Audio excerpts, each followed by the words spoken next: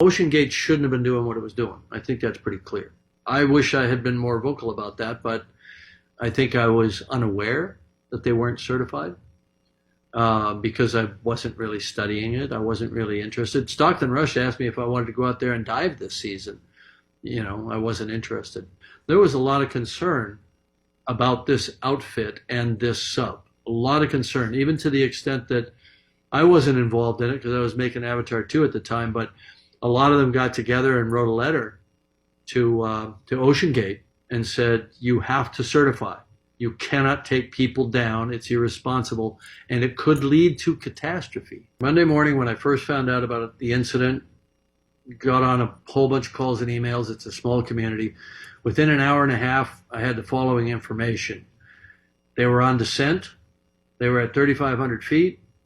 They lost comms and tracking. The last one being the critical one, because the transponder that's used to track a sub during descent and on the bottom is a fully autonomous system. It's in its own pressure housing, and it has its own battery power. So for them to lose comms and tracking at the same time, sub was gone. There was no question in my mind. For days, I tried to run other scenarios that could account for it. I could come up with nothing. So the next thing I did was contacted a few more people and managed to track down, there are acoustic networks around. Some are research, some are intelligence.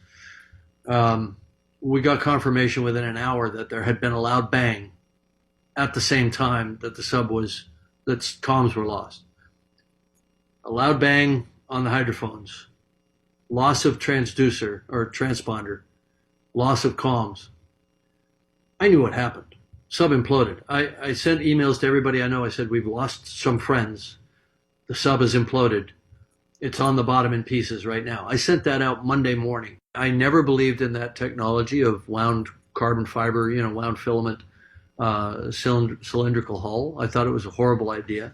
I wish I'd spoken up, but I assumed somebody was smarter than me, because I'd never experimented with that technology, but it just sounded bad on its face because we make pressure hulls out of contiguous material, steel, titanium, ceramic, acrylic.